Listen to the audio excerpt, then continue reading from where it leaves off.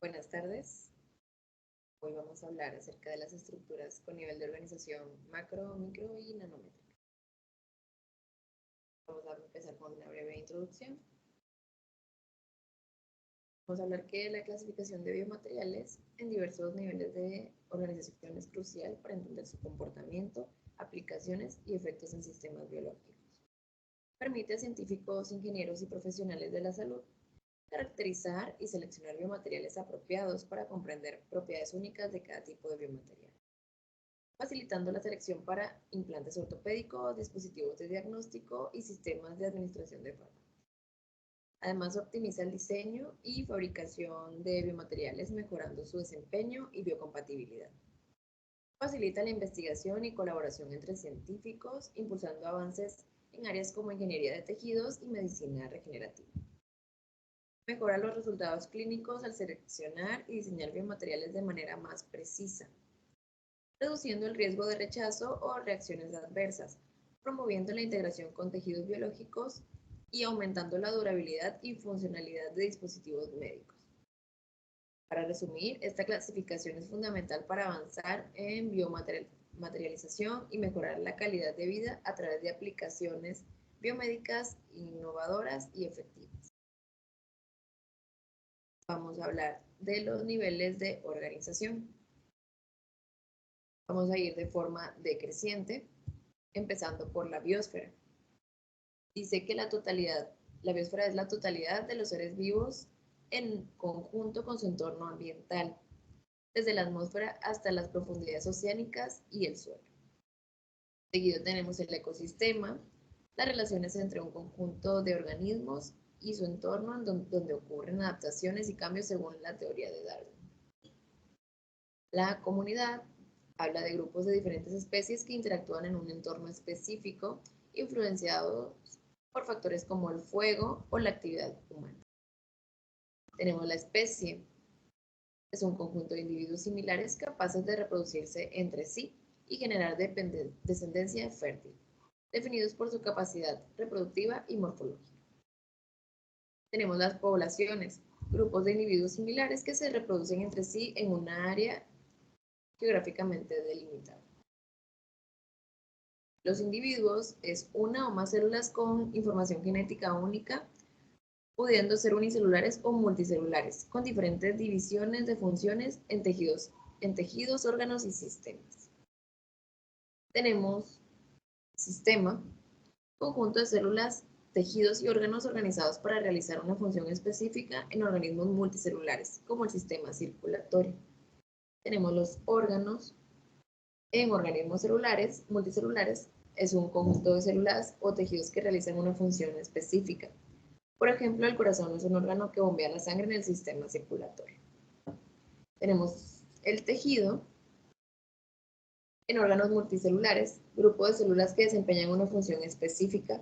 Por ejemplo, el tejido muscular cardíaco. Tenemos la célula, que es la unidad estructural más pequeña de los seres vivos, capaz de funcionar de forma independiente. Cada célula posee una base química para la herencia, ADN, pero bueno, ácido desoxirribonucleico, si está bien, y un sistema químico para adquirir energía, entre otras funciones. Organela, tenemos una subunidad de la célula relacionada con una función específica, como la mitocondria, el principal sitio de generación de ATP en eucariotas. Ahora sí, vamos con las moléculas, que es la partícula más pequeña de un compuesto específico formada por átomos unidos mediante enlaces químicos. Tenemos los átomos, que es la unidad más pequeña y fundamental de la materia, que se une con otros átomos para formar moléculas.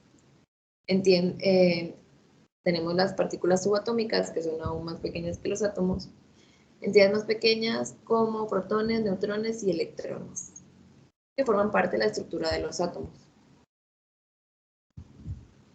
Vamos a hablar de las generalidades de los niveles químicos. ¿Por qué únicamente los niveles químicos?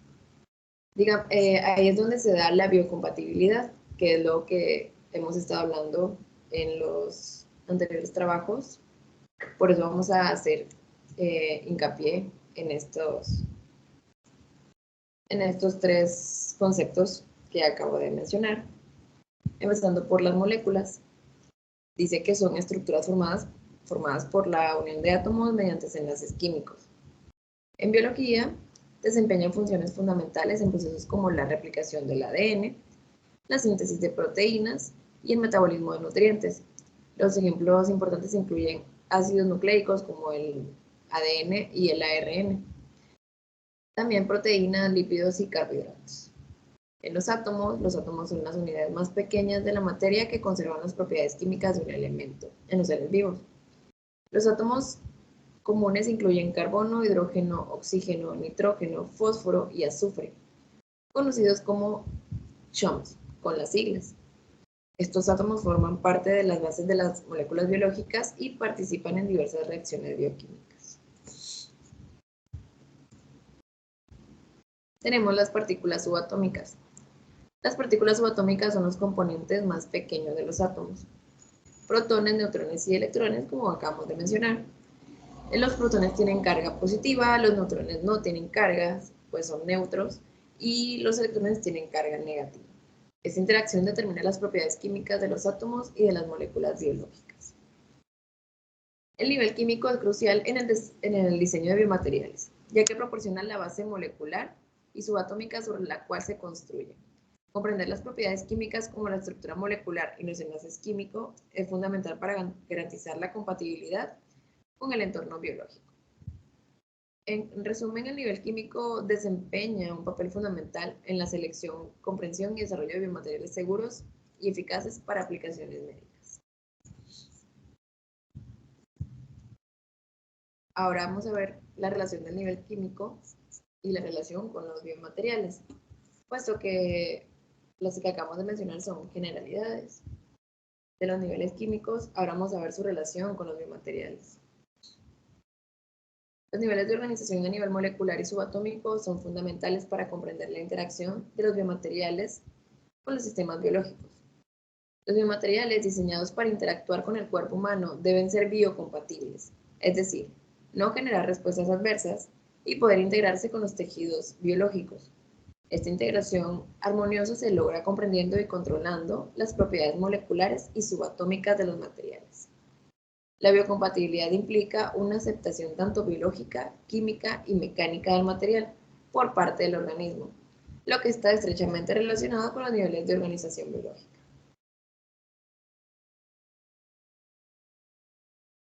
Ahora sí, adentrándonos según el nivel molecular y subatómico, vamos a platicar que en este nivel los niveles interactúan con moléculas biológicas como las proteínas, lípidos, carbohidratos y ácidos nucleicos, como ya se dijo. Tenemos que la biocompatibilidad implica que el biomaterial no debe inferir con las interacciones moleculares normales dentro de las células y los tejidos, ni producir efectos adversos debido a la liberación de productos de degradación tóxicos.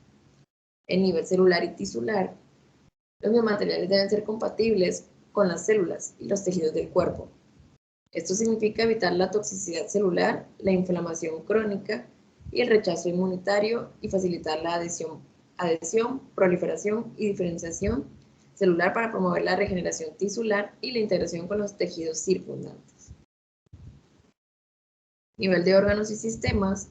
Los biomateriales deben ser compatibles con los sistemas fisiológicos específicos del cuerpo, como el circulatorio, nervioso y músculo esquelético, para evitar interferencias con sus funciones normales y mantener la homeostasis corporal.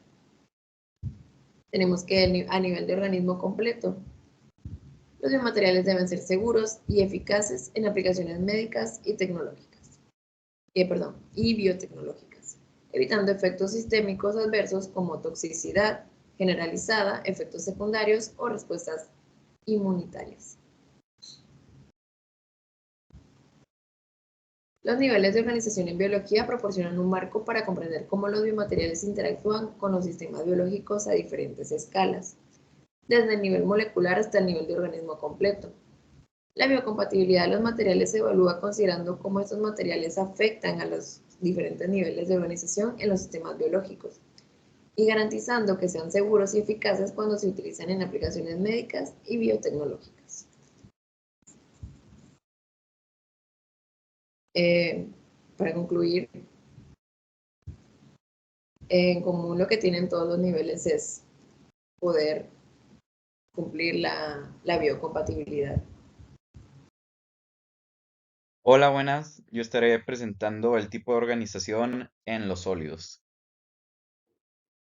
En los sólidos es importante dividirlo en áreas. El primero con el que comenzamos es con el más bajo, el nivel atómico, y este por ende se subdivide en dos, en los tipos de enlaces iónicos y en los enlaces covalentes.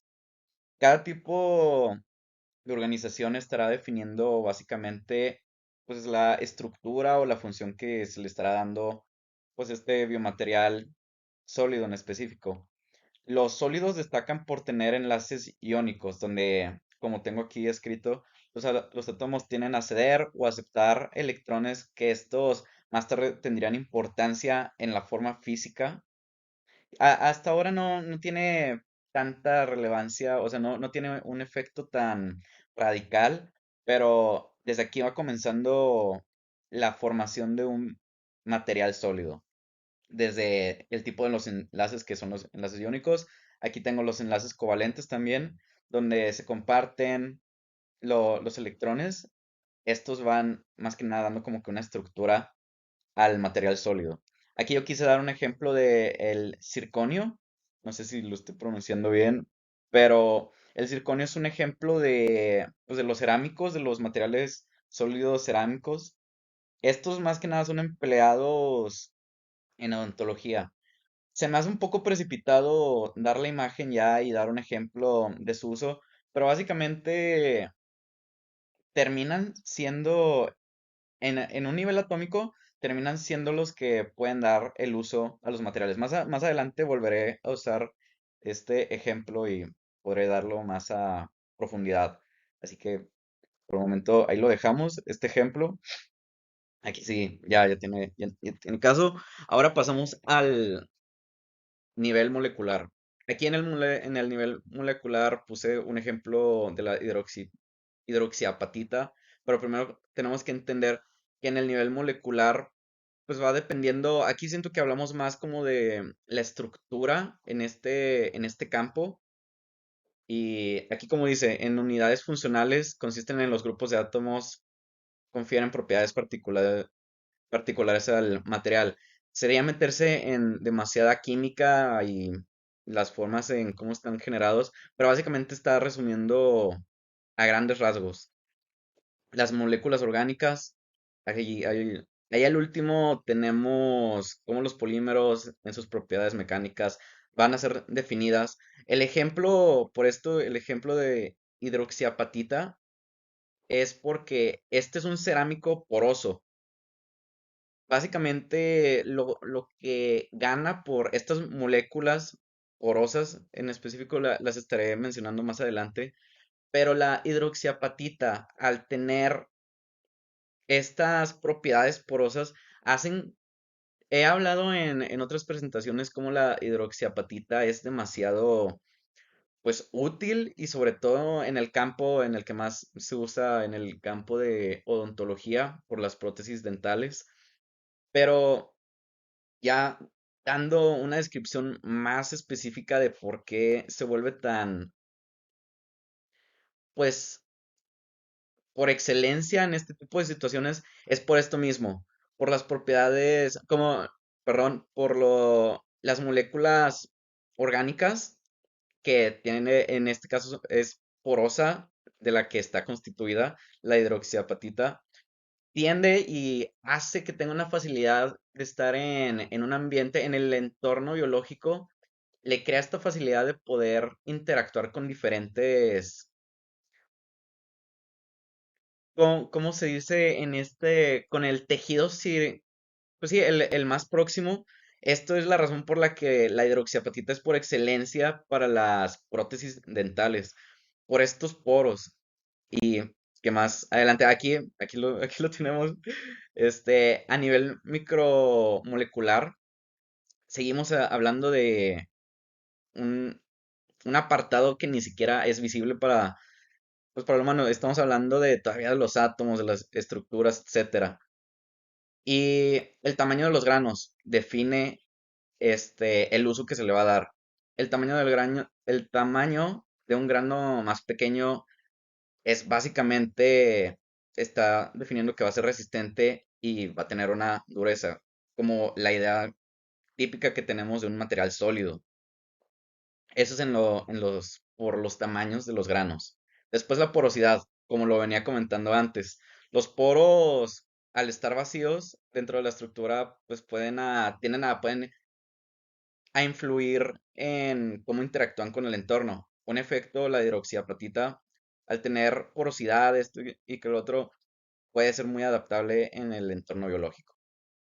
Defectos de red, aquí estamos hablando como a nivel molecular en el que estamos hablando de las estructuras, exactamente aquí como lo tengo escrito, la estructura cristalina, pues va por en sí, por los defectos de red. Después nos vamos a uno más fácil de explicar porque siento que de todos esos eran los más complicados de dar como una explicación sobre los materiales sólidos. Pero ya a nivel tejido es algo que más fácil podemos comprender, se usan palabras más típicas para este tipo de explicaciones. Y quiero arrancar con propiedades mecánicas.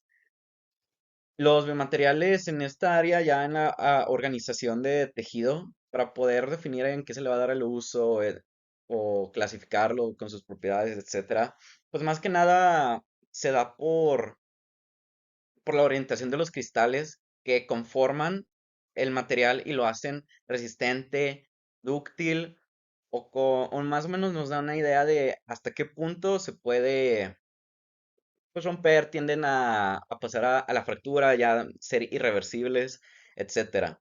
También pueden ser elásticos hasta cierto punto, porque estamos hablando como de los hidrogeles, etcétera, pero no me quiero meter demasiado por el tiempo.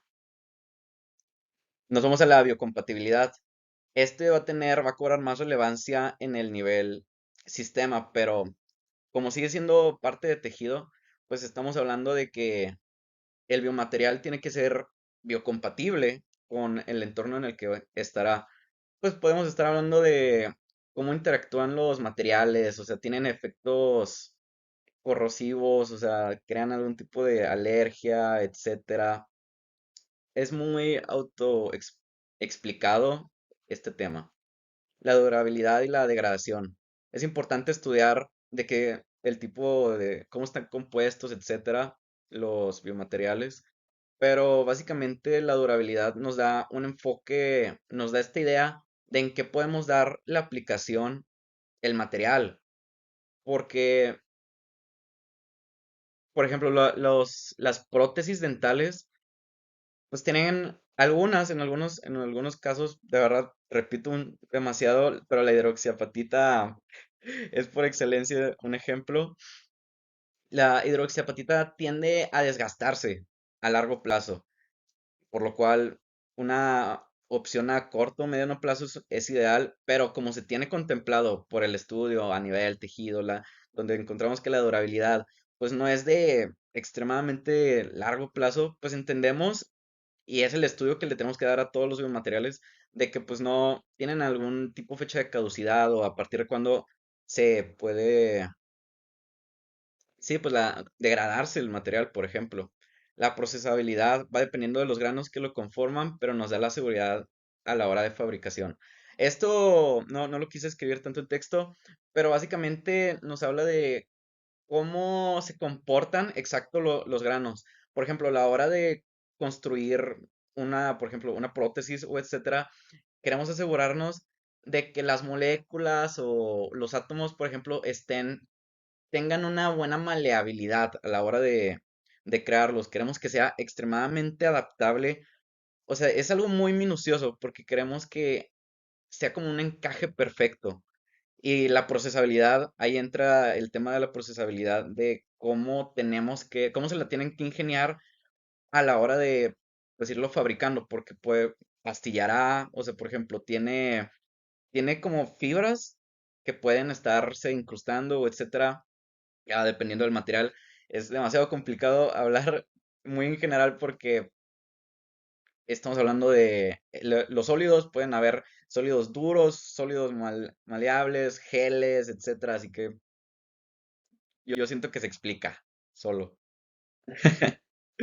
Después nos vamos al sistema más complejo, pero al mismo tiempo más entendible, que es el a nivel sistema. A la hora de los biomateriales sólidos, hablamos de que la funcionalidad barra rendimiento, pues es un tema más como general, ¿no? No estamos hablando como ahorita de a nivel atómico, a nivel molecular, etcétera.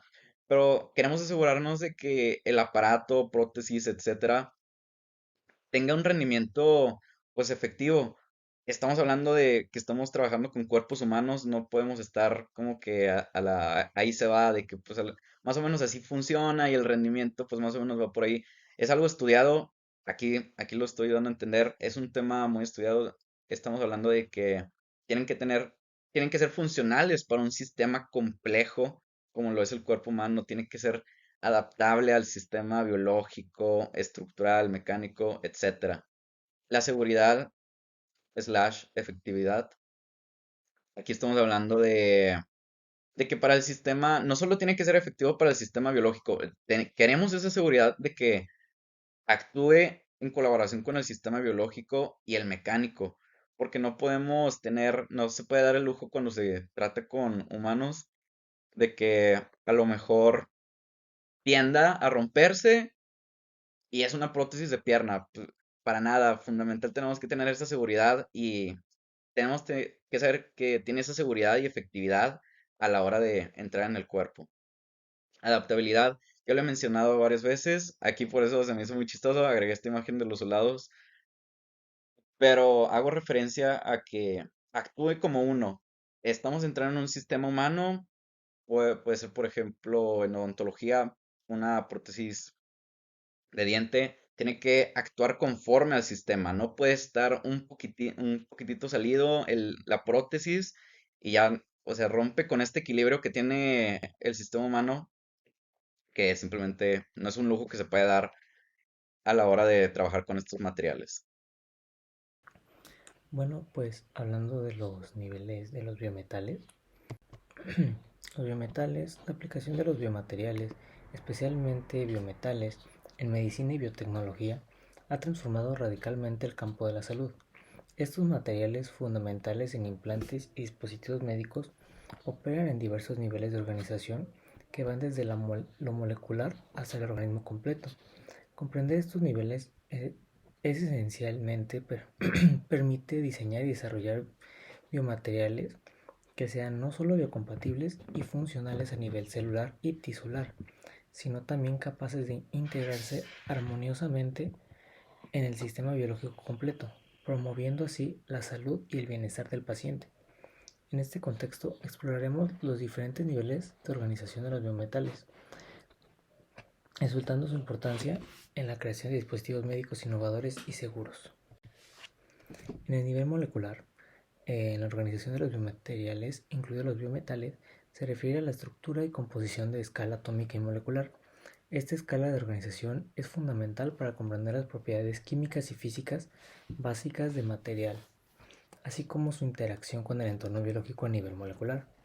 A este nivel se considera la composición química del biomaterial, su estructura cristalina y sus propiedades físicas y químicas. Además se analizan las interacciones moleculares entre el biomaterial y las moléculas biológicas presentes en el entorno, así como las posibles modificaciones moleculares realizadas para mejorar las propiedades o funcionalidades específicas del biomaterial. Un ejemplo de los biometales a nivel atómico, pues un ejemplo prominente del biomaterial a nivel atómico es el titanio, que se utiliza ampliamente en implantes médicos debido a sus propiedades biocompatibles y resistencia a la corrosión. En el caso del titanio a nivel atómico, los átomos de titanio se disponen en una estructura cristalina hexagonal compacta o cúbica centrada en el cuerpo, dependiendo de las condiciones de procesamiento y la fase en la que se encuentre el material. Los átomos de titanio están fuertemente unidos entre sí mediante enlaces metálicos, lo que confiere al material una excelente resistencia mecánica y química. En nivel microestructural, en la organización de los biometales se refiere a la organización de los componentes a una escala microscópica. En esta escala de organización es esencial de comprender cómo se disponen los elementos constituyentes del material y cómo esta disposición afecta sus propiedades mecánicas y biológicas. A este nivel se considera la estructura de grano del biomaterial, los límites de grano y cualquier fase presente. La estructura de grano se refiere a la distribución y orientación de los cristales individuales en el material, mientras que los límites del grano son las interfaces entre los cristales, entre estos cristales. Estos aspectos influyen a la resistencia, la ductabilidad y la durabilidad del material. Un ejemplo a este nivel es el acero inoxidable, utilizado ampliamente en la fabricación de dispositivos médicos como implantes ortopédicos, instrumentos quirúrgicos y prótesis dentales. La microestructura del acero inoxidable revela una disposición de grano poligonal, cada uno compuesto por una red de átomos organizados de manera ordenada. Estos granos están separados por límites de grano, que actúan como interfaces entre las regiones cristalinas individuales. La configuración y la distribución de estos granos y límites de grano juegan un papel crucial en las propiedades mecánicas y físicas del material, como su resistencia, ductibilidad y tenacidad. Nivel de sistema. En el nivel de sistema de la organización de los biometales es crucial para comprender su interacción con el sistema biológico completo. Esta interacción incluye aspectos como la respuesta inmunológica del cuerpo al biomaterial, su integración con los tejidos circundantes y su capacidad para soportar cargas mecánicas y funciones fisiológicas. Además, se evalúa la biocompatibilidad del material y su capacidad para mantenerse estable a largo plazo en el entorno biológico. Comprender cómo el biomaterial se comporta a nivel de sistema es esencial para diseñar implantes y dispositivos médicos efectivos y seguros. Esto implica no solo considerar las propiedades intrínsecas del material, sino también cómo interactúa con los tejidos y los órganos del cuerpo humano, garantizando una respuesta biológica y minimizando cualquier efecto adverso potencial. A nivel de sistema, un ejemplo representativo es el implante de titanio utilizado en la cirugía ortopédica para reemplazar articulaciones dañadas, como la cadera o la rodilla. Este implante interactúa con el sistema biológico completo del paciente, desencadenando respuestas inmunológicas, integración tisular y función fisiológica. La formación de una capa de óxido en la superficie del titanio facilita su integración con el tejido circundante, mientras que su capacidad para soportar cargas mecánicas asegura una funcionalidad adecuada en el sistema musculoesquelético del paciente. Comprender y optimizar esta interacción es esencial para garantizar la eficacia y seguridad de los implantes ortopédicos y otros dispositivos médicos implantables en el cuerpo en diversas condiciones médicas. Ahora, hablando en el nivel celular. El nivel celular en la organización de los biomateriales, incluidos los biometales, se centra en la interacción entre el biomaterial y las células del cuerpo humano. Esta interacción es fundamental para determinar la biocompatibilidad del material y su capacidad para promover la regeneración tisular. En este nivel se examina cómo las células responden al biomaterial, incluida su adhesión a la superficie del material, su proliferación y diferenciación. Además, se evalúa la respuesta inflamatoria y la formación de tejido cicatricial en el sitio de implantación del biomaterial. Un ejemplo a este nivel celular puede influir en procesos como la diferenciación celular y la secreción de factores de crecimiento, que son cruciales para la regeneración tisular y la respuesta inflamatoria. Por ejemplo, los iones liberados por los biometales pueden modular la actividad celular y la expresión de genes asociados con la regeneración ósea, lo que afecta la velocidad y la capacidad de la osteointegración. Por lo tanto, comprender y controlar estas interacciones a nivel celular es esencial para diseñar biomateriales que promuevan una integración tisular óptima y una respuesta biológica favorable en aplicaciones biomédicas. Ahora seguimos con nivel de tejido. En nivel de tejido se enfoca en cómo los biomaterial interactúa con el tejido biológico circundante. Una vez que ha sido implantado en el cuerpo humano, este nivel es esencial para comprender la integración del material en el entorno tisular y su capacidad para promover la regeneración y la curación. En este nivel se examina la respuesta de los tejidos del biomaterial, incluida la formación de nuevo tejido alrededor del implante, la vascularización del sitio de implantación y la remodelación del tejido. Además, se evalúa la respuesta inflamatoria y la cicatrización de los tejidos en respuesta a la presencia del biomaterial. Un ejemplo a nivel de tejidos destacado es la interacción de biometales como el cobalto cromo molibdeno en implantes ortopédicos. Estos materiales se emplean en prótesis articulares y su microestructura influye en su capacidad de integrarse con el tejido óseo circundante, manteniendo la estabilidad del implante. La superficie del implante puede ser recubierta con materiales bioactivos que fomentan la adhesión celular y la formación de hueso nuevo, facilitando así la osteointegración. Además, la liberación controlada de iones metálicos modula la respuesta celular, aunque es crucial controlar estas concentraciones para evitar toxicidad. A nivel de organismo completo, eh, los, los biometales consideran el impacto global de los biomateriales en el cuerpo humano.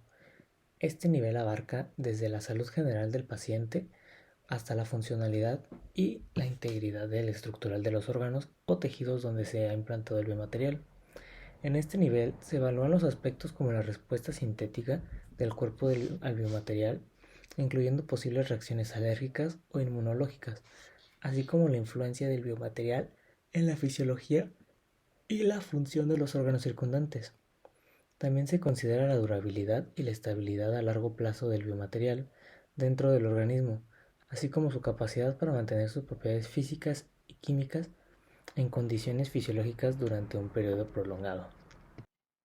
Hola, mi nombre es Carlos Saucedo y yo les voy a hablar acerca de los materiales compuestos y su clasificación en los niveles de organización de la materia. Bueno, primero que nada vamos a comenzar con una pequeña definición de qué es un material compuesto.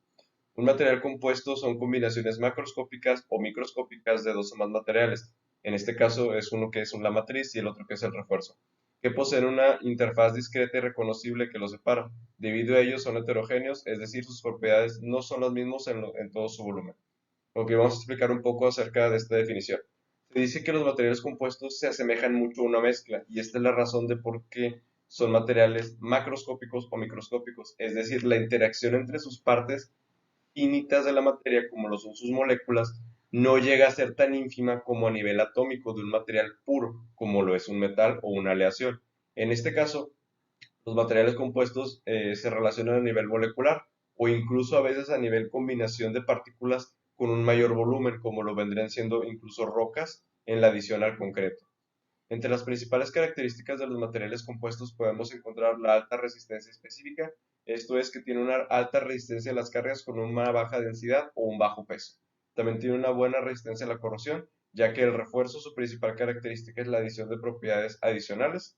Entonces, son excelentes materiales para tratar con entornos corrosivos, ya que son químicamente estables y tienen un alto grado de especialización, que esto se refiere más que nada al diseño con el cual al objetivo con el cual se diseña el material.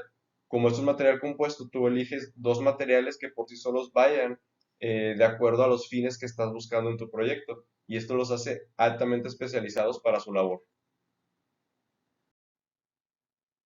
Bueno, vamos a comenzar a evaluar los materiales compuestos en cada uno de los niveles de la organización de la materia.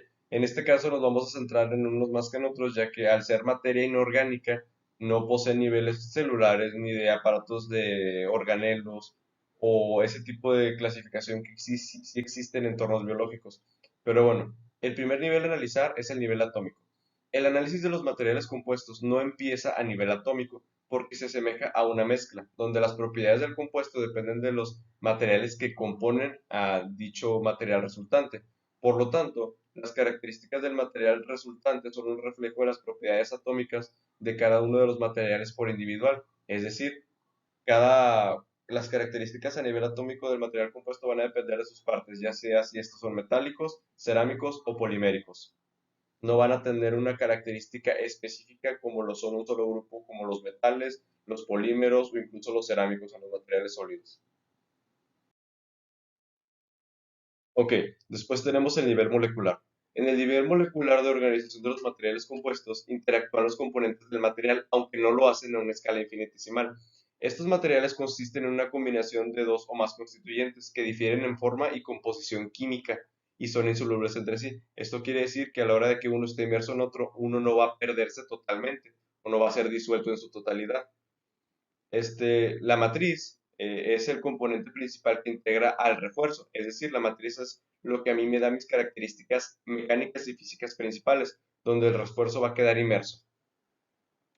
Entonces, bueno, analizando los materiales compuestos en este nivel de organización, podemos ver que la relación no se da a nivel ínfimo, ya estamos en una escala molecular que es un poco más grande. Esta escala se da entre los 0.1 picómetros y los 1000 picómetros, mientras que la macroestructura se da entre los valores superiores a 1 milímetro. Bueno, en este caso vamos a centrarnos más en el análisis del refuerzo a estas escalas y ver cada una de sus características y sus clasificaciones. Bueno, ahora vamos a hablar acerca de las características de los diferentes tipos de refuerzos de un material compuesto, pero desde el punto de vista molecular o a nivel molecular. Cabe aclarar que, como ya dijimos anteriormente, este nivel es superior al nivel atómico, siendo el nivel atómico el nivel nanoscópico y nosotros estamos hablando aquí de escalas macroscópicas y microscópicas. Sus valores comprenden entre los 0.1 picómetros hasta el milímetro. Bueno, estos son los tamaños que vamos a estar manejando en este tipo de clasificaciones. Vamos a comenzar con el refuerzo o el material compuesto con refuerzo de partículas. Bueno, estos compuestos consisten en la añadición de partículas a un material duro y frágil que están dispersas uniformemente en una matriz blanda y dúctil. Y después tenemos los endurecidos por dispersión. El tamaño de las partículas de estos coloides es muy pequeño y va entre los 100 a los 2500 picómetros de diámetro. ¿Cuál es la diferencia entre estos dos tipos de clasificaciones? Aparentemente no hay diferencia alguna, porque ambas son la añadición de partículas a un material compuesto. Sin embargo, la principal diferenciación radica en el tamaño de las partículas, siendo las matrices siendo los refuerzos por partículas más grandes que los por dispersión. A los materiales reforzados por partículas se les conoce también como refuerzo por partículas grandes. Esto es porque no tienen un tamaño fijo, es decir, parten desde la microestructura hasta un tamaño indefinido, dependiendo del material compuesto que yo quiera obtener. Un ejemplo de esto es la grava, la cual se le añaden piedras para reforzar la consistencia del material viscoso y por ende mejorar las propiedades de dureza en su endurecimiento, valga la redundancia.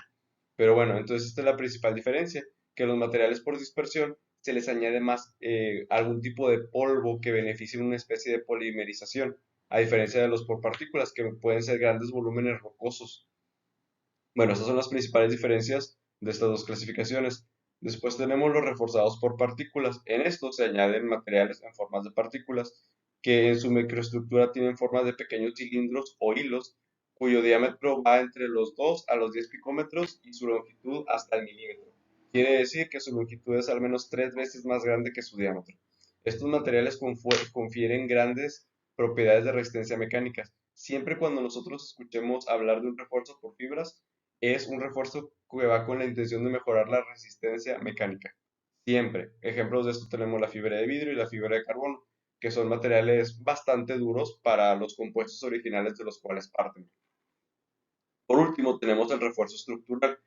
Bueno, aquí vamos a hacer un hincapié, ya que el refuerzo estructural no depende casi del tamaño, sino de la geometría.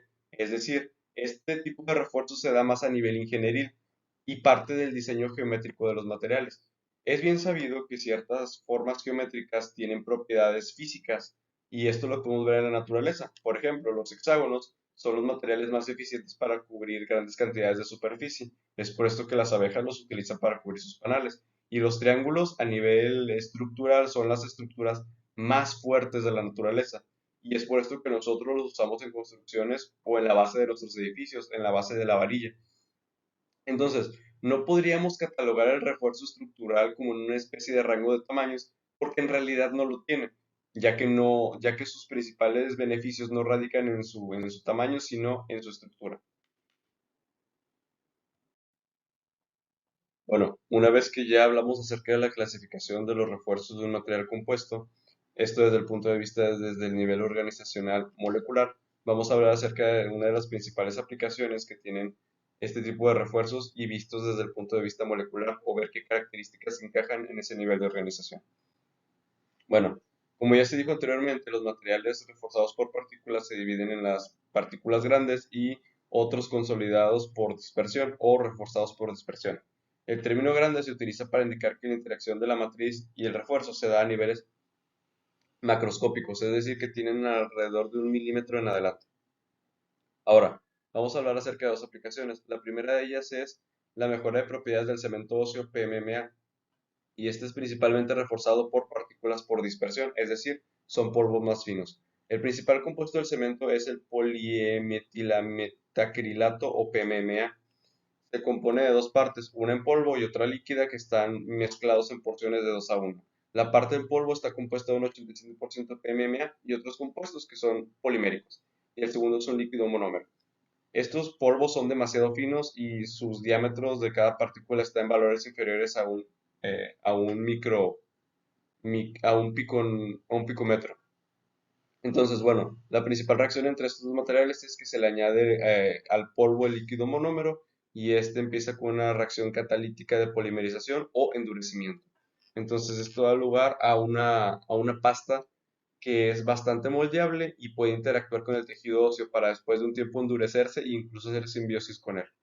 Estos tipos de materiales son bastante buenos en sus trabajos, ya que incluso en las últimas actualizaciones o novedades en esta área de los biomateriales, algunos materiales de este tipo de cementos pueden liberar antibióticos que mejoran el proceso de tratamiento de la persona cuando está siendo rehabilitada con este tipo de técnicas. Después tenemos las matrices de polímero con incrustaciones inorgánicas rígidas para el aumento de la resistencia y la rigidez de las resinas dentales. Bueno, las resinas dentales son materiales que se parecen a una especie de plástico que dan como resultado a un mineral, pero bueno, no siendo un mineral, siendo más un monómero. En este caso, la añadición de partículas inorgánicas se da por compuestos o gránulos de sílice que pueden ir desde los 0.1 hasta las 100 micras. Estos granos de sílice le añaden dureza a la resina dental, lo que es una característica idónea para su uso, ya que están involucradas en el proceso de la masticación, donde hay fuerzas involucradas en el proceso desarrolladas en una pequeña área que vendrían siendo los dientes, ya que la fuerza de la mandíbula es enorme. Entonces, esta añadición de partículas confiere a su vez más resistencia mecánica a este tipo de materiales. Siguiendo con otra clasificación de los refuerzos, ahora vendríamos a tener los reforzados por fibras. Como ya se mencionó anteriormente, los materiales reforzados por fibras en la estructura son una especie de cilindros o hilos con un diámetro de alrededor de los 0.1 picómetros y con una longitud de 1 milímetro, que es 3 veces más grande que el diámetro de su sección transversal. Pero bueno, en este caso la aplicación de la cual vamos a hablar es el polietileno de alta densidad con incrustaciones de fibra de carbono en implantes de rodilla. En general, las propiedades mecánicas de los materiales reforzados se incrementan con la adición de las fibras de carbono. En este caso hablamos de una pieza tan fuerte a nivel estructural como lo vendría siendo una articulación o un implante de rodilla, ya que este tipo de articulaciones están expuestos a grandes cargas. De hecho, están en contacto con el hueso más fuerte del cuerpo humano, que vendría siendo el fémur, y están involucrados en los procesos de caminata, donde no solo se tiene que desempeñar todos los pesos y momentos que genera el cuerpo, sino que a nivel estructural y a nivel de postura, las rodillas juegan un papel sumamente crucial y un punto donde se concentran grandes cantidades de fuerza. Por eso necesitamos materiales altamente duros o resistentes. Bueno, vamos a ver qué resultados arrojaron la añadición de este tipo de fibras de carbono a los implantes de rodilla. Para los módulos de tensión y flexión ocurrió un incremento desde el 250 y el 58% respectivamente, mientras que para las fuerzas de tensión y flexión el aumento fue de un 26 a un 9%, respectivamente. Las propiedades térmicas del polietileno también se vieron beneficiadas por la añadición de fibras de carbono, ya que retardan la degradación térmica del polietileno a 42 grados y la cristalidad se incrementó en un 15%. ¿Qué quiere decir esto último? Que el polietileno ya no se va a degradar a temperaturas muy bajas, y esto es bueno, ya que el cuerpo humano oscila entre los 37 y 39 grados, y que se mantenga sólido a 42, pues bueno, ya es una mejor característica que solo puede verse afectada por una fiebre, pero bueno, tendría que ser una fiebre bastante desmedida que supere los 40 grados.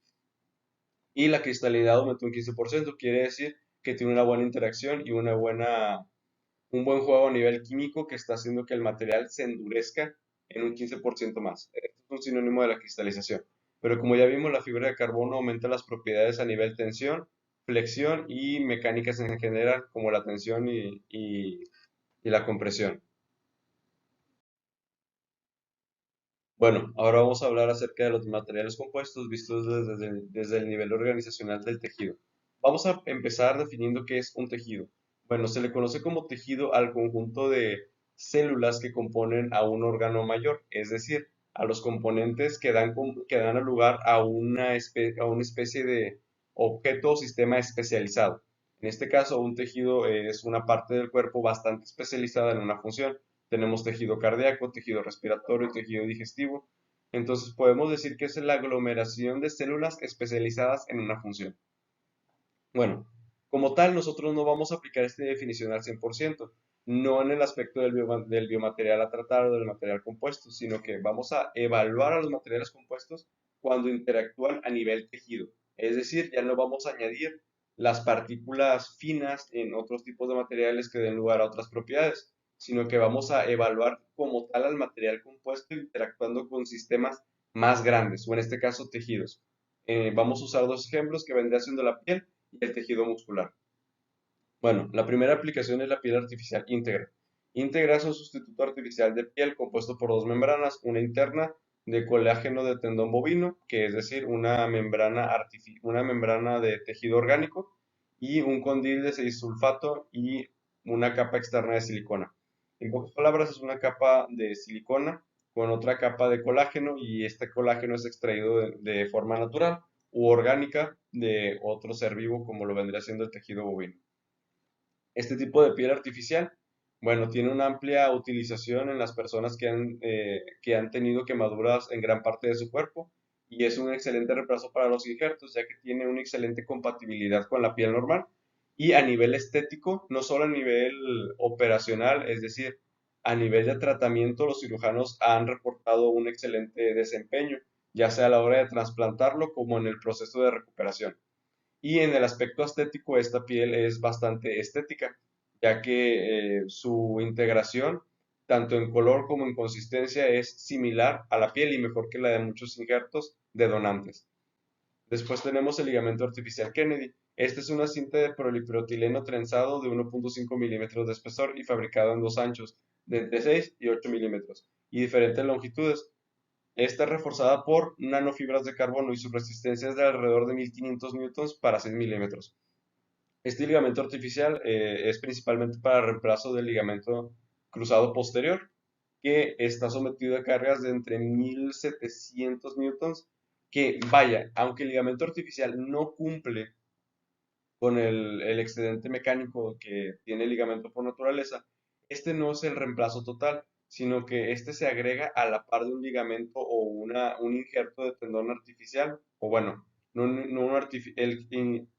injerto de tendón artificial, sino un injerto de tejido o de un tendón hecho a partir de otros tendones que nosotros tenemos en el cuerpo o en la misma pierna.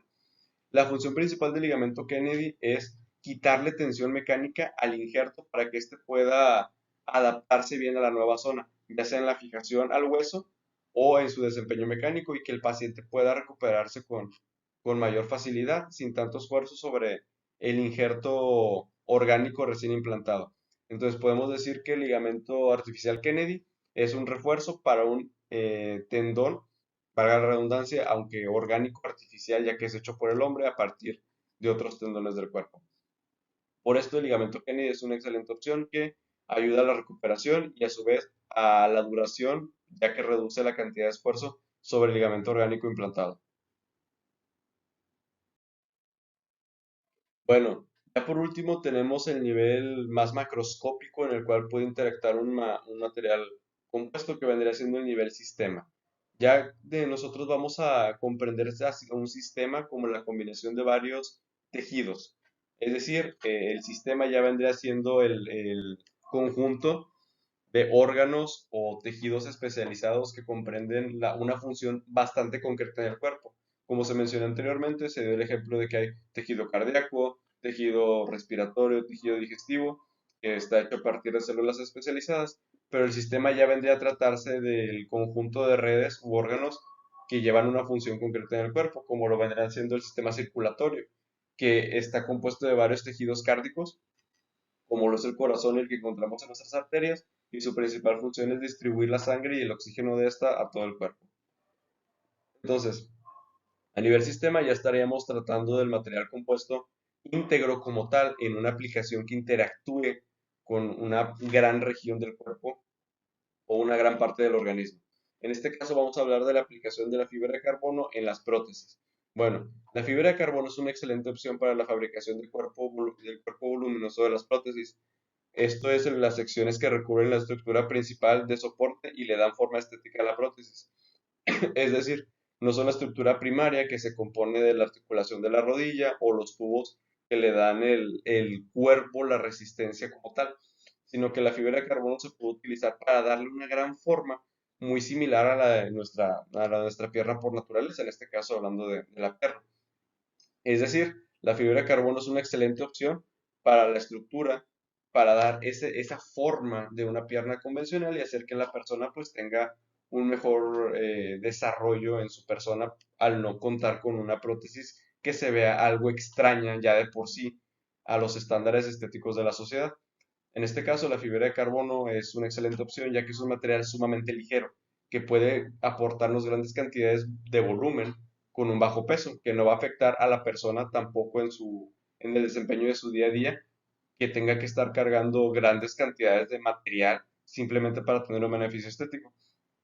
Sin embargo, este tipo de prótesis no vendrían siendo nada baratas, ya que la fibra de carbono no es muy barata que digamos. Pero bueno, la fibra de carbono es un excelente material que le puede dar un volumen a mi prótesis para que ésta sea más estética a estándares sociales, pero esto se buscaría donde el valor económico no es como el principal condicional. Ya sería como un aspecto secundario cuando el valor económico o el presupuesto pues puede dar para un poco más de atenciones. Pero bueno, esto ha sido todo por los materiales compuestos y sus clasificaciones en los distintos tipos de organización de la materia. Ahora, por hablar de los biopolímeros, tenemos que estos están clasificados en tres grupos distintos. Esto es por hablar de aquellos biopolímeros que están por defecto ya dentro del organismo o fuera de él. En este caso nos referimos a los grupos de los polisacáridos, proteínas y polinucleótidos. Pero también, al hablar de biopolímeros, también queremos hablar de polímeros que son biocompatibles. Aquellos que tienen ventajas como ligereza, propiedades mecánicas superiores y versatilidad estructural a la hora de ser usados en distintos campos, en distintas aplicaciones. Hablando del nivel atómico, básicamente al nivel atómico esto se refiere a los átomos. Un biopolímero está compuesto muy comúnmente por átomos de carbono, hidrógeno, oxígeno, nitrógeno y a veces, dependiendo del tipo y de la función específica del polímero, nos encontramos con átomos de fósforo y azufre. Nuevamente, esto dependiendo de la función. Asimismo, como estamos hablando de átomos, estos tienen que tener una armonía en su acomodo dentro de la molécula. Es por esto que de la disposición específica de los electrones es muy importante para darle las propiedades de cada polímero porque un polímero es muy distinto de otro polímero. Entonces, eso es lo que le da básicamente sus propiedades, el acomodo de los electrones en las distintas capas electrónicas de estos átomos. Si hablamos a nivel molecular, básicamente lo que conocemos como un polímero es como una macromolécula. Aquí ya tocamos el tema más específico de lo que es un polímero a grandes rasgos. Y básicamente un polímero es una macromolécula compuesta por distintas cadenas de monómeros. Entonces, en este caso, en el caso de los biopolímeros, nos podemos encontrar con polisacáridos, proteínas o ácidos nucleicos. Si hablamos de las proteínas, nos encontramos con que entre, entre estas se incluyen funciones estructurales,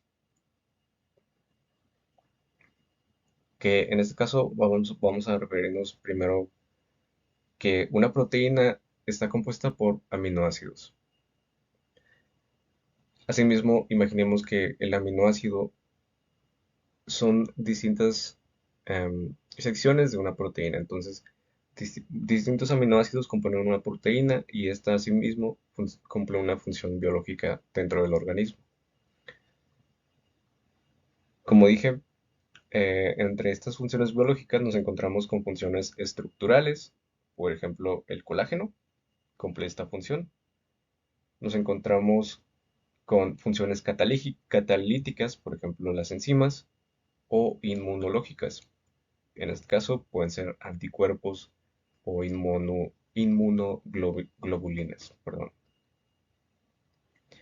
Entonces, esto es para hablar de básicamente de las funciones biológicas de lo que haría una proteína, que en este caso la vamos a considerar un polímero, un biopolímero.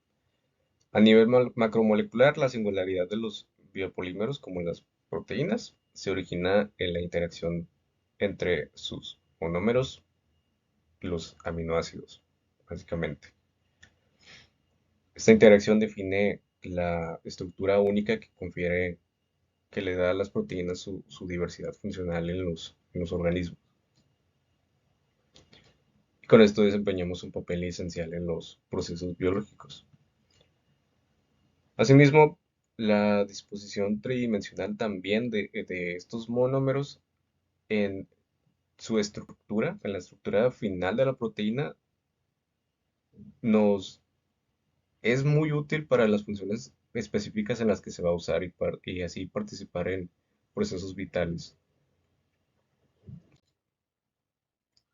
Si hablamos ya un poco a nivel celular, los biopolímeros desempeñan roles fundamentales y se organizan en compartimentos específicos que son llamados orgánulos. Estos orgánulos son estructuras especializadas y delimitadas dentro de una célula eucariota que realizan funciones específicas. Cada orgánulo tiene su propia estructura y composición molecular adaptada para llevar a cabo funciones particulares que son esenciales para el funcionamiento celular.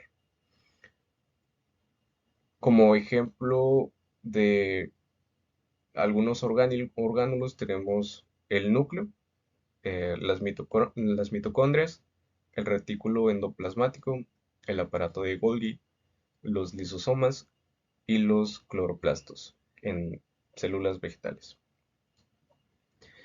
Cada uno de estos orgánulos desempeña un papel muy útil para la supervivencia y la función celular. Asimismo, nos encontramos con el ADN. El ADN y el ARN son tipos de ácidos nucleicos que son polímeros largos formados por la repetición de unidades más pequeñas, que en este caso las mencionamos y son los nucleótidos. Los nucleótidos son los monómeros básicos de estos ácidos nucleicos. Entonces, cuando múltiples nucleótidos se unen en una secuencia, forman una cadena llamada polinucleótidos. O básicamente de poli, de un prefijo que indica muchos. Y en el caso del ADN, estas cadenas suelen ser extremadamente largas y contienen información genética muy útil, esencial para la síntesis de proteínas y transmisión de rasgos hereditarios. Las proteínas son muy esenciales como biopolímeros, lo estamos viendo básicamente en casi todas las partes del organismo. Se componen de cadenas de aminoácidos, entonces básicamente se utilizan en casi todo el proceso biológico. Su capacidad catalítica es fundamental para la síntesis de moléculas biológicas, el transporte de sustancias y la producción de energía dentro de ya como función em, en el citoplasma. Estas proteínas desempeñan un papel activo al catalizar reacciones químicas fundamentales para la vida celular. Funcionan como enzimas, acelerando y regulando diversas rutas metabólicas, permitiendo que la célula realice procesos vitales para así seguir eh, su supervivencia y funcionamiento adecuado. Además, las proteínas dan un soporte estructural muy importante al citoplasma. En el citoplasma, al actuar como elementos esenciales para la arquitectura de la célula, y así contribuyendo a la formación y mantenimiento de citoesqueletos y otras estructuras intracelulares. A nivel de tejidos biológicos, los biopolímeros como proteínas y carbohidratos forman matrices tridimensionales que proporcionan soporte y funcionalidad a los tejidos. La forma en que estos están dispuestos y organizados dentro de los tejidos determina sus propiedades físicas y biológicas, lo que influye en funciones específicas como la contracción muscular. También la elasticidad de la piel y la resistencia ósea. Un tejido biológico es un conjunto de células similares que trabajan juntas para realizar una función específica en el organismo. Ejemplos notables de biopolímeros que los vemos más en el campo de tejidos, bueno, a nivel de tejidos, incluyen el colágeno, que es el más común. Este está presente en tejidos conectivos como la piel y los tendones, que proporciona resistencia y elasticidad para la integridad estructural. Además, proteínas como la actina y la miosina desempeñan un papel en tejidos musculares, permitiendo la contracción y movimiento coordinado. La composición y organización precisa de estos no determina solamente las propiedades mecánicas de los tejidos, sino también demasiadas funciones que cumplen. Hablando al nivel de órganos, ya vimos que tiene las proteínas, que son los polímeros más comunes en el organismo, desempeñan funciones muy específicas y muy importantes para casi todas las funciones del organismo. Por ende, también al nivel de órganos es básicamente lo mismo. Una de las proteínas más comunes, bueno, sí, básicamente tenemos el ejemplo notable de la hemoglobina, pero también hay sacáridos, polisacáridos. Ambos desempeñan roles muy importantes para la armonía funcional y nos aseguran el correcto funcionamiento del organismo. La hemoglobina es una proteína especializada en órganos sanguíneos y sirve para el transporte eficiente de oxígeno, que básicamente es vital para el suministro adecuado a través del sistema circulatorio y el funcionamiento óptimo de diversos órganos y tejidos. Los polisacáridos, por otro lado, como los presentes en los cartílagos, tienen un papel muy significativo en la estructura de los órganos. Estos proporcionan soporte y amortiguación en las articulaciones, contribuyendo a la movilidad y protección de los órganos que se vean involucrados. La combinación precisa de diversos tipos de biopolímeros en cada órgano permite funciones especializadas, siendo crucial para mantener la homeostasis y coordinación en el organismo. Y ahora, por hablar de los niveles de tejidos y órganos, nos encontramos con aplicaciones que ya podemos palpar, tales como dispositivos como Tefaflex, que utiliza polihidroxibutirato, PHB, para tejidos, y el stent Synergy, fabricado con un polímero bioabsorbible. Estos ejemplifican la versatilidad de los polímeros en aplicaciones médicas. Y básicamente estos materiales ofrecen propiedades que los hacen ideales para su implementación en entornos clínicos. El Tefaflex, por su lado, basado en PHB, se degrada de manera controlada en el cuerpo. Y esta capacidad degradativa sirve mucho en aplicaciones biomédicas, por ejemplo en tejidos, pues permite la absorción gradual del dispositivo, evitando la necesidad de intervenciones adicionales para su extracción. Además, la biocompatibilidad inherente de este polímero minimiza las reacciones adversas en el organismo, promoviendo una respuesta favorable del tejido. Por otro lado, del lado del Stent Synergy, este utiliza también un biopolímero absorbible que se descompone de forma natural en el cuerpo con el tiempo también. Es especialmente beneficioso en aplicaciones para órganos, donde la presencia a largo plazo de dispositivos puede no ser necesaria. Básicamente, así reducimos el riesgo de complicaciones a largo plazo y estos son ejemplos de aplicaciones médicas em, de cómo estas ilustran los polímeros y sus propiedades, cómo la degradabilidad controlada, biocompatibilidad y capacidad de absorción pueden ser fundamentales en el diseño de dispositivos futuros que promuevan a una cicatrización más rápida y una respuesta positiva en el cuerpo.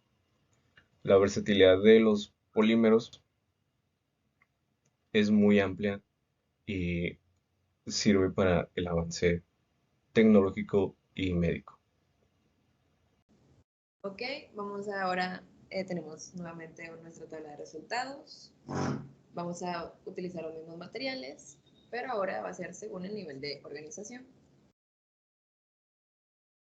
Materiales sólidos, nuevamente tenemos los cerámicos y los misceláneos. A nivel atómico, dice que dependiendo de las interacciones de los átomos se pueden formar redes cristalinas o en general estructuras estables y resistentes. A nivel molecular, los materiales como cerámicos pueden tener capacidades porosas que den la ventaja de poder interactuar con el sistema o tejido circundante, además de dar capacidades térmicas o eléctricas al material. A nivel de tejido, aquí es donde el material cerámico da varias aplicaciones a la medicina, ya que da textura y propiedades únicas como eléctricas y magnéticas, dándole mayores usos en las aplicaciones.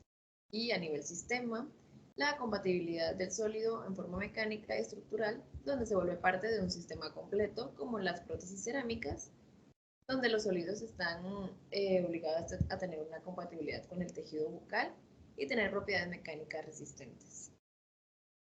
Tenemos los polímeros, formados por la unión covalente de átomos en moléculas más grandes, específicamente polisacáridos y proteínas y polinucleótidos.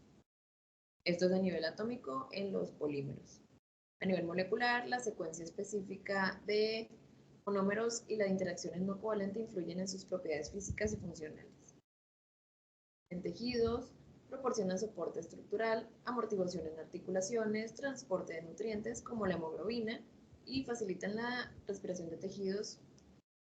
También actúan como barreras protectoras en estructuras como la piel. A nivel sistemas, participan en funciones como la regulación metabólica, la respuesta inmunológica y la transmisión de señales celulares. Pueden ser utilizados para reemplazar o mejorar sistemas específicos, prótesis vasculares o dispositivos médicos implantables. Tenemos materiales compuestos a nivel atómico, no posee características propias, sino que mantiene las de sus conformantes en secciones continuas o no de su volumen. A nivel molecular tenemos la mezcla entre el refuerzo y la matriz se da en este nivel de organización. Principalmente se clasifican en este nivel al refuerzo de la siguiente manera. Tenemos partículas grandes, dispersión de partículas, fibras y estructurales. A nivel tejido, los materiales compuestos interactúan con tejidos conformantes de sistemas u órganos. Como ejemplo tenemos el ligamento de Kennedy y la piel artificial íntegra.